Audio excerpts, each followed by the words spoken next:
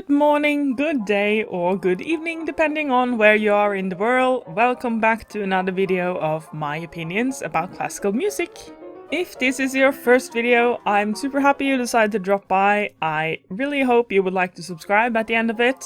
And if this is not your first video, if you are a recurring viewer, welcome back. I'm super duper happy you decided to come back. For today's video, we are going back to pictures at an exhibition by Modest Mussorgsky. If you are one of those who have been around for a while, you know I've been doing a few of the parts of pictures at an exhibition before, but today we are talking about the movement Ballet of the Unhatched Chicks. And this movement is especially exciting because it's the first movement I'm going to talk about that has a Hartmann picture connected to it. And here it is. It's actually the decor for a ballet called Tribi.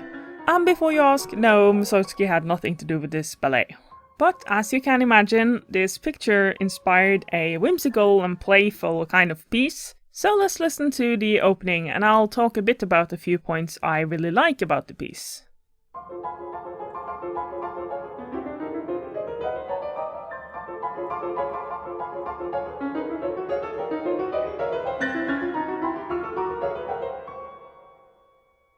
So let's start by pointing out the whimsical part of this, and that would be the grace notes before pretty much anything happening in the right hand, and that has the function of making it sound like it stumbles a bit.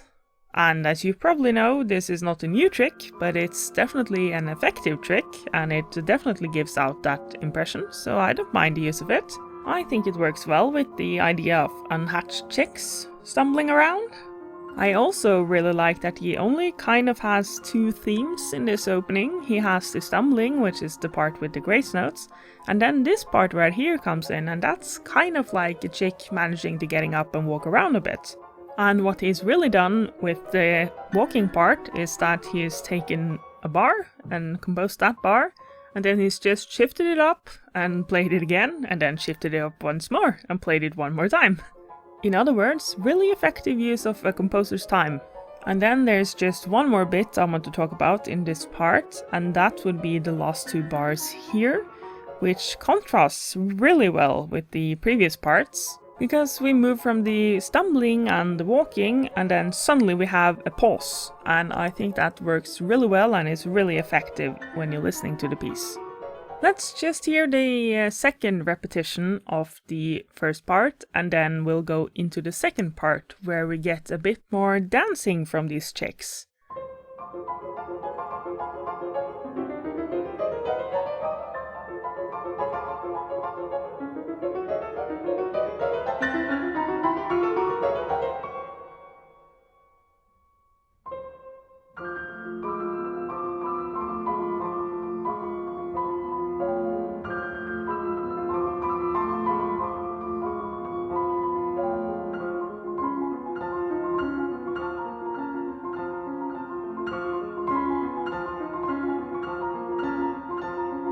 In this part, the left hand is responsible for the dance feeling, and the right hand is more kind of like squeaking from little chicks. And I think that's adorable. It really works well with the picture. But then, of course, he does something that's even better use of a composer's time if you need more minutes on your piece, and that is adding a da capo.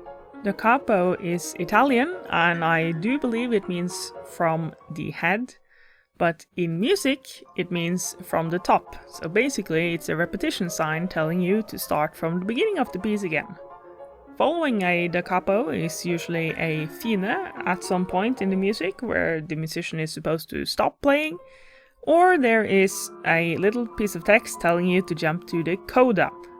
Coda, I do believe in Italian means tail, but in the musical sense it means to jump to this little part right here, which is the ending of the piece. In this particular case, the da capo text indicates that you should go to the beginning of the scherzino, which is the first part, and then skip the trio and jump into the coda instead. It's also worth noting that it's common practice when you go da capo to skip repetitions. Of course, unless the composer tells you to do the repetitions. So basically, Mussorgsky goes back and plays the scherzo part, and then he jumps into this coda, which I think is kind of like an echo of what happened just before, like the resonance of the previous part.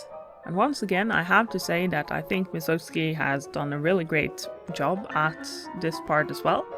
And actually on the whole piece in general. It's not my favorite part of Pictures at an Exhibition, but I think he does a great job at depicting the image by Hartmann. So there you have it, that's my opinion about the ballet of the Unhatched Chicks by Modest Mussorgsky. If you enjoyed this video, I would be super happy if you press the like button. And if you find that you enjoy more of my videos, it would be super great if you subscribed, but no pressure on either of those.